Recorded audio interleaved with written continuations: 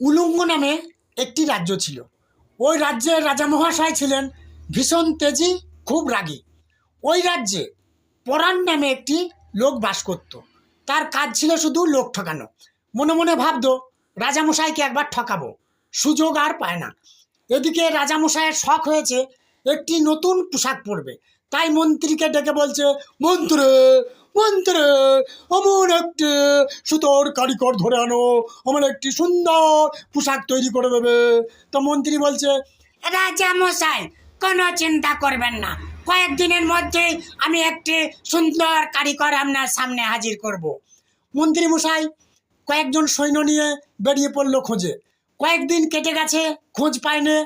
একটি পথের ধারে গাছের ছায়ায় বিশ্রাম নিচ্ছে। এদিকে সেই লোক ঠকানো পরাণ ওই পথ দিয়ে যাচ্ছে। মন্ত্রীদের দেখে বলছে, মন্ত্রী কি ব্যাপার, আপনারা সব এখানে কি করছেন? মন্ত্রী তখন বলছে, আরে বলো না বাপু, আমাদের রাজামশাইয়ের শখ হয়েছে একটি সুন্দর পোশাক পরবে, তাই সুতোর কারিগর খোঁজে বেরিয়েছি। কোথায় পাওয়া যাবে ভাইয়া বলতে পারো? পরাণ ভাবলো রাজাকে ঠকানোর এই সুযোগ। পরাণ তখন বলছে, আমি তো সুতোর কারিগর, আমি তো সুতোর সুন্দর সুন্দর পোশাক তৈরি করে সারা রাজ্যে রাজাদের বাড়িতে পৌঁছে দিই।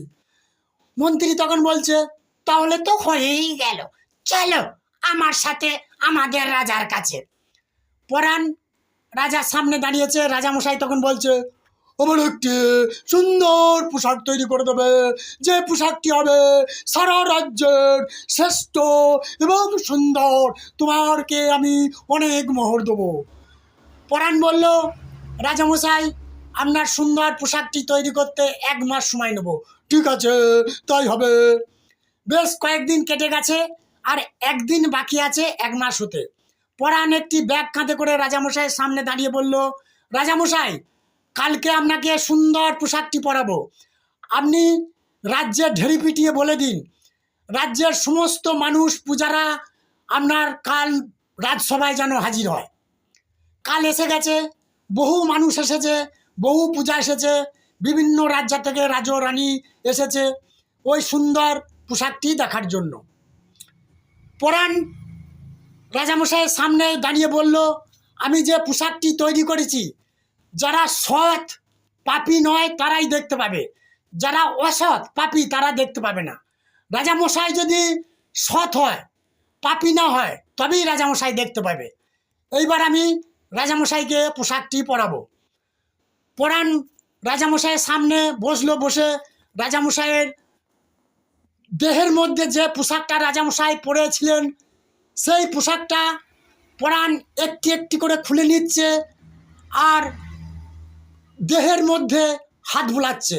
একটি করে সমস্ত পোশাক খুলছে আর শরীরের মধ্যে হাত বুলাচ্ছে। এই করতে করতে সমস্ত পোশাকগুলো খুলে নিয়েছে।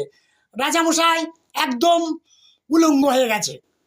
এদিকে পরাণ তারপর বলছে, আপনারা সব পূজারা দেখুন তো, রাজামশাইকে যে সুন্দর পোশাকটি পরিয়ে দিয়েছি, কত সুন্দর লাগছে। রাজামশাই ভাবছে, আমি যদি বলি আমার গায়ের শরীরে কিছু নেই, তাহলেও তো আমি অসৎ পাপী।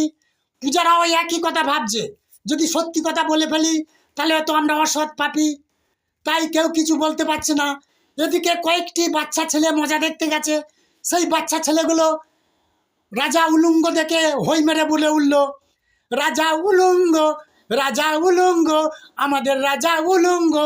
তারপর পূজারা সমস্ত হই মেরে উঠেছে, আমাদের রাজা উলঙ্গ, উলঙ্গ দেশের উলঙ্গ রাজা, রাজা উলঙ্গ, ন্যাংটা রাজা, রাজা উলঙ্গ।